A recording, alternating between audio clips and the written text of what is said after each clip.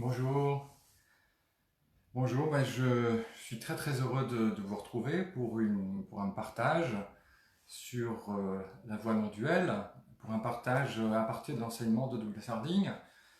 Et voilà, j'aimerais surtout vous proposer une pratique pour revenir à qui nous sommes vraiment, une pratique pour redécouvrir encore et encore cette présence que nous sommes tous vraiment et que nous avons tendance à oublier. Voilà, ouais, c'est vrai, hein, nous oublions souvent cette présence, notre regard part à l'extérieur, notre attention part à l'extérieur. Et donc, eh bien, c'est important de savoir revenir dans ce centre, c'est important de revenir vers cet espace que nous sommes vraiment. Alors, aujourd'hui, je vais vous parler j'ai appelé ça les étapes de la voie vers l'éveil. C'était un enseignement que donnait Douglas Harding dans ses ateliers, et qui moi m'avait vraiment très touché quand je l'avais entendu pour la première fois. Ça avait vraiment éclairé ma compréhension de ma vie et aussi la compréhension que je pouvais avoir des voies spirituelles. Donc pour moi c'est un élément vraiment essentiel de cet enseignement sur la non-dualité. C'est présent d'ailleurs dans plusieurs livres de Douglas Harding, notamment dans Vivre sans tête, que vous voyez à l'envers, qui est son chef-d'œuvre et sur lequel je vais m'appuyer tout à l'heure. Voilà. Donc Douglas présente notre vie en 4 étapes. Alors dans certains livres, il rajoute des étapes, 5, 6, 7, jusqu'à 8 même, mais vraiment les plus importantes, ce sont ces 4-là. Alors c'est pas l'histoire de votre vie, de notre vie en tant qu'individu, c'est l'histoire de la vie de qui nous sommes vraiment. Alors, et c'est une histoire qui est très différente de l'histoire que nous raconte la société à notre propos, parce que la société aussi, finalement, nous propose des étapes dans la vie. En gros, il y a d'ailleurs à peu près le même nombre d'étapes, on pourrait dire 4. Hein. Pour la société, il y a le bébé, l'enfance, voilà, la jeunesse, l'âge adulte. L'âge adulte, donc quand on a un ego bien structuré, quand on a bien réussi sa vie, qu'on a de l'argent, qu'on a du pouvoir, une belle situation, une belle voiture, une belle maison. Et puis après cette étape-là, il y a l'étape 4 dont on ne parle pas beaucoup, d'ailleurs, qui est la retraite et la mort. Voilà, donc ça on le cache en général.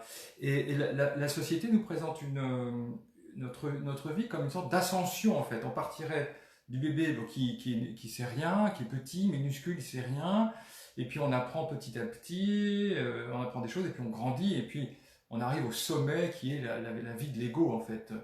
Je sais pas, 40, 55 ans, entre 40 et 50 ans disons, voilà, là c'est vraiment le sommet, et puis après il y a une chute, quoi, boum, et on n'en parle pas beaucoup.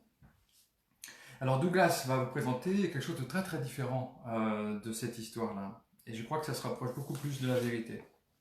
Alors, Douglas présente aussi notre vie en 4 étapes. Première étape, c'est l'étape du bébé. Alors, pour la société et pour nous, quand on regarde le bébé de l'extérieur, il est tout petit, hein, il fait 45 cm, 50 cm, il est minuscule, il est fragile, et il arrive dans le monde. Mais en fait, ce n'est pas du tout son expérience en tant que première personne. De son point de vue à lui, il n'est pas du tout petit, et il n'arrive pas dans le monde, dans son expérience à lui en fait. C'est le monde qui apparaît en lui, d'abord par des sensations sonores et tactiles, par des sensations gustatives, et puis ensuite par des sensations visuelles, mais c'est le monde qui apparaît à lui. Le bébé, de son point de vue, il est un espace de conscience ouvert. Et surtout, le bébé ne s'identifie pas du tout à son reflet dans le miroir. Pas du tout. Il ne se regarde pas de l'extérieur. Vous voyez jamais un bébé de 6 mois se regarder dans le miroir en s'admirant, si vous voulez. Ça n'arrive jamais, ça. Et donc Douglas décrit cette étape du bébé sans tête. Hein. Il appelle ça nourrisson sans tête. Il dit ceci, donc dans son livre Vivre sans tête, nourrisson, vous étiez comme n'importe quel animal, c'est-à-dire pour vous-même, sans tête, sans visage, sans yeux, immense, libre, étroitement lié au monde et sans la moindre conscience de jouir d'une condition privilégiée. vous viviez inconsciemment à partir de votre source, de ce que vous êtes, là où vous êtes, sans la moindre obstruction, faisant confiance à ce qui vous était donné. Voilà, donc le bébé en fait, pour lui-même n'est pas un bébé, il est cette ouverture, cet espace de conscience dans lequel le monde apparaît. Évidemment, le monde est très incohérent, puisqu'il n'a pas les concepts, mais c'est son expérience à lui, en tant que première personne. Il est sans tête, il est pur espace, pure ouverture, et le monde apparaît dedans. Donc ça, c'est l'étape 1, pas d'identification dans le miroir. L'étape 2, l'étape 2, c'est l'enfance. Donc ça commence vers 1 an et demi, 2 ans, et ça se prolonge, disons, voilà, jusqu'à 5 ans, 6 ans, à peu près, peut-être un peu plus longtemps. Donc c'est une étape très très intéressante parce que on commence à s'identifier à l'apparence dans le miroir, on commence à comprendre que pour nos parents, on est un petit bonhomme, une petite bonne femme, enfin, un petit garçon, une petite fille qu'on voit dans le miroir, on commence à comprendre ça, mais on a encore accès à l'espace, on a encore accès à l'ouverture. Et Douglas illustrait d'ailleurs cet enseignement avec cette carte. Il disait, voilà, nous comprenons que pour nos parents, nous sommes notre apparence dans le miroir, mais pour nous-mêmes, nous sommes encore cet espace. Nous avons encore accès à l'espace très très souvent, en fait. Et Douglas dit ceci, donc l'étape 2, graduellement, vous avez appris l'art fatal, mais indispensable, de sortir et de vous regarder à travers les yeux des autres, comme si vous vous teniez à 1 mètre de distance, et de vous voir de leur point de vue, comme un être humain identique à eux, avec une tête normale sur les épaules. Donc les petits-enfants comprennent que, en effet, on ressemble à ce que les parents nous montrent dans le miroir. On nous dit, tiens, c'est toi là, tu vois José, c'est toi dans le miroir, c'est toi petite Sophie dans le miroir. Donc on commence par s'identifier peu à peu, graduellement, à cette apparence. Mais voilà, on a accès encore à l'espace, on a accès à cette ouverture, c'est-à-dire ce que vous découvrez en ce moment au-dessus de vos épaules, tout simplement. On a accès à cette ouverture quand on est seul, par exemple, quand on joue, voilà. Et de nombreuses personnes, d'ailleurs, témoignent, en étant adultes plus tard, témoignent de souvenirs de cette enfance ouverte, en fait, de cette enfance à partir de cet espace. Par exemple, dans mon livre L'éveil spirituel, je donne quelques exemples, je ne vais pas en dire beaucoup, mais juste un ou deux. Par exemple, Thomas Traherne, qui était un mystique, un poète mystique du XVIIe siècle anglais, qui a beaucoup parlé de son enfance, et dit ceci à propos de lui quand il était enfant: tout apparaissait neuf et étrange au début, ineffablement rare et délicieux et beau. J'étais un petit étranger et à mon entrée dans le monde, j'étais salué et entouré de joie innombrable. Ma connaissance était divine. Donc voilà ici Thomas Traherne qui témoigne, comme d'autres, de se souvenir qu'enfant nous étions dans cet espace, dans cette ouverture, assez souvent en fait. Voilà, moi je me souviens quand j'étais enfant chez ma grand-mère en Bretagne, quand j'étais dans la ferme, quand j'étais dans les champs, j'étais cet espace en fait, j'étais cet espace ouvert très très souvent. J'étais le ciel, j'étais la vache, j'étais le champ, j'étais la rivière, j'étais le chant des oiseaux. Voilà, donc j'ai des souvenirs éblouis de cette enfance. Donc l'enfance est souvent un paradis en fait, puisqu'on vit souvent à partir de cet espace. Mais pas tout le temps, voilà, on est entre les deux. On est entre les deux en fait. C'est d'ailleurs une période bénie parce que on a un pied dans le monde humain, en fait, dans le monde social, et donc on bénéficie des relations sociales, on bénéficie de ce monde humain, mais on n'est pas complètement encore dans le monde humain. En fait, on n'a pas complètement payé le droit d'entrée, qui est très cher, et je vais vous le montrer. On est entre les deux en fait. On a facilement accès à notre ressource, à ce trésor de cet espace. Voilà. Mais un jour, voilà, il faut quitter l'enfance. Mais ce qui est intéressant avec les enfants, c'est qu'ils peuvent, en étant très petits, parler très très bien de cet état. Moi, donc vous savez que Lorraine, peut-être mon épouse, est professeure des écoles, et souvent elle me rapporte des témoignages d'enfants qui spontanément lui parlent en fait de cet état d'ouverture. Par exemple, je raconte souvent cette anecdote, mais elle me touche. Un jour, il y a une petite fille qui vient voir Lorraine. Donc, Lorraine, elle a des élèves de petites sections et de grandes sections. Et certains parlent déjà très bien. Et donc, elle a une petite fille qui vient la voir et qui lui dit: Maîtresse, maîtresse, je suis grande, je suis très grande. Alors qu'elle, a priori, elle est petite, vue de l'extérieur en tout cas. Et alors, Lorraine lui demande: Ah bon, et tu es grande comment? Et la petite fille, elle dit: Je suis grande comme ça. Et elle écarte les bras. Elle écarte les mains, en fait, pour embrasser cette ouverture qu'elle est. Et du coup, à côté d'elle, les autres enfants disent: Oui, moi aussi, maîtresse, je suis grand comme ça, moi aussi, moi aussi. Vous voyez?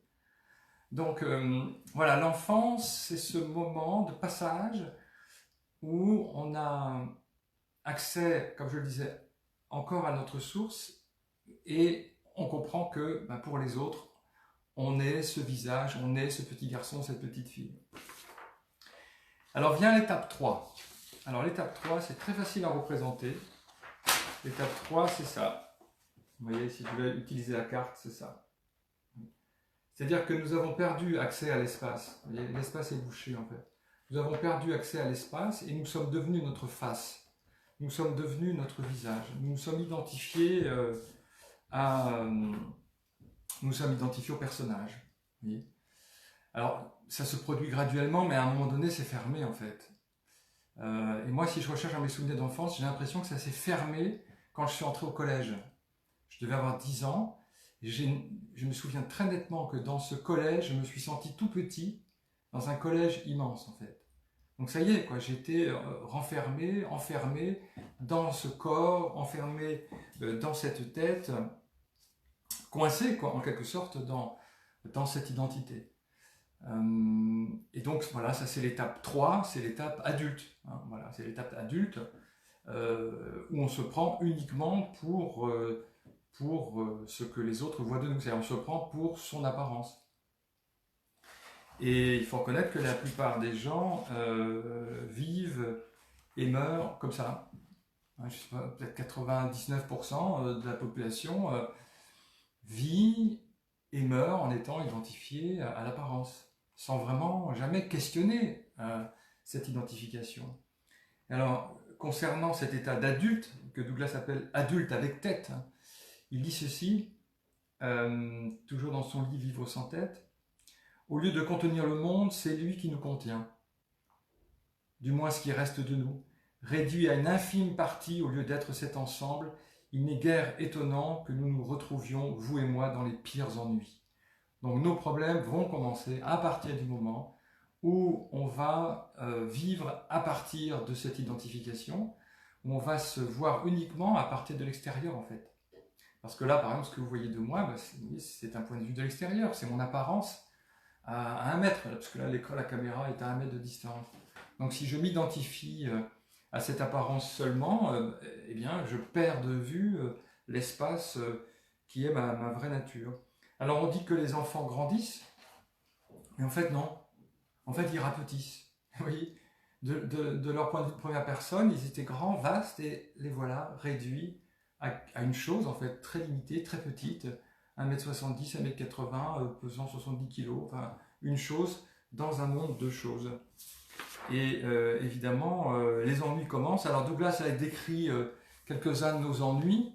Par exemple, on va devenir avide. Avide. Ben oui, parce qu'on est coupé de la source, on est en manque en fait. On n'a plus accès à cette plénitude. Donc on va désirer des objets pour remplir ce vide. On va devenir rancunier. Parce qu'en en fait, on est coupé de ce trésor, on ne sait pas pourquoi, donc on en veut au monde entier, et surtout aux parents qui sont autour de nous. Pas étonnant que les adolescents soient souvent si en colère, sans savoir pourquoi. On va devenir méfiant aussi, parce que du coup, on est coupé des autres, donc je suis moi enfermé dans ma tête, les autres sont enfermés dans la leur, on est séparés. On va devenir en fait effrayé du coup de cette séparation. Cette séparation, elle produit la peur, et donc oui, des sentiments d'angoisse. On est vaincu aussi, puisque de toute façon, cette chose que nous sommes devenus, elle va mourir. Donc de toute façon, même si on réalise quelque chose dans la vie, au bout du compte, c'est l'échec, c'est la mort qui nous arrive. On va devenir fatigué, parce que c'est fatigant d'inventer un visage au-dessus des épaules, c'est fatigant d'être quelqu'un, de se prendre pour quelqu'un, Ça demande un effort permanent d'imaginer au-dessus de ses épaules un visage dans lequel on s'enferme. C'est épuisant, épuisant, épuisant. C'est fatigant d'être quelqu'un, c'est reposant de n'être personne. Alors, on va devenir artificiel aussi, puisqu'on va se donner des pauses. Hein. Voilà, on va faire attention au visage qu'on présente aux autres, puisqu'on est identifié à ce visage. Est-ce que je suis beau comme ça? Je suis beau? Oui. Voilà, donc on va devenir artificiel, on va plus être naturel. Et puis, on va devenir incapable d'aimer, dit Douglas, incapable d'aimer parce que on est trop séparé des autres pour vivre vraiment l'unité, en réalité. Et puis enfin, dit Douglas carrément, on devient fou, en fait, puisque qu'est-ce que c'est que la folie? La folie, ça consiste à halluciner quelque chose là où il n'y a rien. Hein. Eh bien, on hallucine au-dessus de nos épaules un visage, alors qu'en fait, on ne le voit pas. Donc, on s'enferme dans une hallucination. Voilà, donc ça c'est l'étape 3. Vous voyez, pour la société, l'étape 3, c'est le sommet. Hein, voilà, on a atteint le sommet de notre courbe de vie, on a un ego fort, on a de l'argent, on a une belle situation. Et en fait, pour Douglas, c'est le moment où on est le plus loin de la source. C'est là où on est le plus loin de la source, c'est là où on est le plus éloigné de qui on est vraiment. Et surtout, pour la société, il n'y a pas, il n'y a rien au-delà, quoi. C'est le sommet. Alors qu'en fait, il y a une étape 4. Il y a une étape 4. Et cette étape 4, eh ben, c'est l'éveil. Voilà. C'est revenir, en fait, c'est revenir à cet espace. Hein. C'est revenir à qui nous sommes vraiment. Et ce retour à qui nous sommes vraiment, cet éveil, dit Douglas, est extrêmement simple. Extrêmement simple. Extrêmement simple. Alors, et le problème, c'est que dans les traditions spirituelles, on nous a dit que c'était compliqué. Alors Douglas dit ceci: depuis des millénaires, cette vision a acquis la réputation d'être la chose la plus difficile au monde. Je pense que vous avez lu ça, hein, l'éveil est difficile, ce n'est permis qu'à des gens vraiment exceptionnels après 30 ans d'efforts. Bon. Il dit c'est une blague, c'est une très mauvaise blague, dit Douglas, c'est au contraire la chose la plus facile. Cette supercherie, donc dire que c'est difficile, a piégé d'innombrables chercheurs sincères. Le trésor des trésors qu'ils se sont épuisés à rechercher était la découverte la plus accessible, la plus exposée, la plus flagrante des évidences toujours présentes et lumineuses. Alors, voilà, c'est simple, c'est évident, c'est lumineux, et Douglas donne juste après un outil très simple. Voilà, on utilise ce doigt. Prenez ce doigt, pointez avec cet index.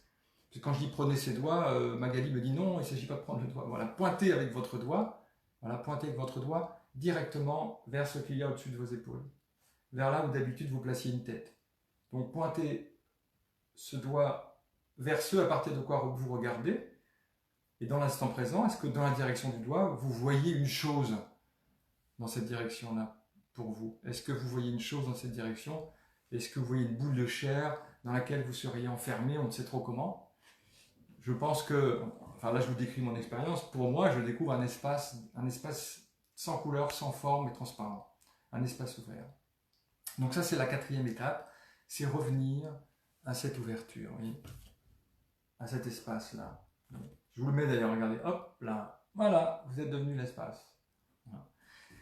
Alors bien sûr on pourrait se dire mais est-ce qu'on ne peut pas passer directement de l'étape 2 à l'étape 4 sans passer par l'étape 3? Est-ce qu'on ne peut pas éviter le tunnel de l'identification à l'ego, l'enfermement dans le corps, etc. Eh bien non, on ne peut pas. On ne peut pas. Il faut passer par l'étape 3. Il est nécessaire pour la conscience de s'identifier à un individu parce que sinon on ne peut pas fonctionner dans le monde, sinon on ne devient pas humain en fait. Et donc la conscience a vraiment besoin de prendre forme, a besoin de s'identifier pour après aller au-delà et se libérer de cette identification. Mais effectivement, pour perdre une tête, il faut d'abord en avoir une en fait. Pour dépasser son ego, il faut en avoir un, et un ego solide et bien structuré. Donc ce passage par l'étape 3 est absolument nécessaire, on ne peut pas en faire l'économie. Par contre, il n'est pas nécessaire qu'il dure 70 ans, 80 ans ou 50 ans. Voilà, il y a des gens qui voient leur vraie nature dès le sortir de l'adolescence en fait. Lorraine dont je parlais, elle a vu ça à un stage de Douglas, elle avait à peine 19 ans, Et Richard Lang, qui partage cet enseignement en Angleterre et dans le monde anglo-saxon, il avait 17 ans. 17 ans quand il a découvert cette ouverture. Voilà, donc voilà les 4 étapes de notre vie. Bébé, enfance, adulte avec tête et éveillé sans tête, si vous voulez.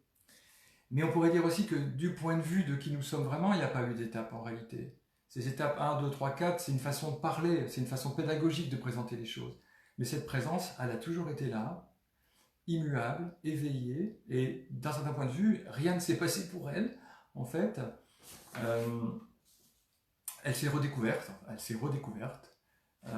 mais voilà, elle est toujours là. Même si les gens ne le voient pas d'ailleurs, je vous ai dit que c'était le cas de beaucoup de gens, la majorité des gens ne le voient pas, mais même s'ils ne le voient pas, ils vivent à partir de ça. Ils vivent à partir de cette ouverture. Et par moments, ils le voient. Par moments, ils le voient en regardant je sais pas, en regardant une œuvre d'art ou en regardant un enfant. Donc c'est toujours là en fait. C'est simplement que voilà, on l'a oublié. En tout cas, moi je l'ai oublié. Donc quand je vous l'ai dit, de cette entrée au collège, 10 ans, jusqu'à mes 25 ans, jusqu'au moment où je suis tombé sur cet enseignement extraordinaire de Douglas Harding et les enseignements de Nisargadatta Maharaj. Et c'est-à-dire ça m'a fait un choc parce que je pensais que le paradis que j'avais connu dans l'enfance, c'était fini, quoi. Voilà, c'est comme ça, on est heureux dans l'enfance, et puis après, c'est la vie de soucis, la vie étriquée du personnage. Et ça a été, voilà, incroyable de m'apercevoir qu'on pouvait à nouveau revivre cette présence de l'enfance qui est toujours là, en fait. On revit l'enfance en réalité, mais consciemment. C'est pour ça d'ailleurs que dans beaucoup de traditions, on demande aux gens de redevenir comme des enfants, de retrouver l'esprit d'enfance, tout simplement. Et j'avais noté là dans mon livre L'éveil spirituel une citation de Dudjom Rinpoche, qui est un maître tibétain du Dzogchen que j'aime beaucoup, du XXe siècle. Et il dit ceci: quelles que soient les perceptions qui s'élèvent, soyez comme un petit enfant qui entre dans un temple magnifiquement décoré. Il regarde, mais sa perception est dénuée de saisie. Il n'essaye pas d'attraper les choses et de les nommer, il les laisse arriver et passer. Ainsi, laissez donc toute chose intacte dans sa fraîcheur, son naturel, son éclat et sa nature immaculée. Voilà. Donc en fait, l'éveil, c'est juste retrouver cette présence de l'enfance qui n'attend de nous qu'un regard pour à nouveau s'éveiller et voilà. Et donc ce sont des retrouvailles avec ce que nous sommes profondément. Et c'est simple, comme le disait Douglas. Voilà, écoutez, j'espère que ça vous aura intéressé et à bientôt. Au revoir.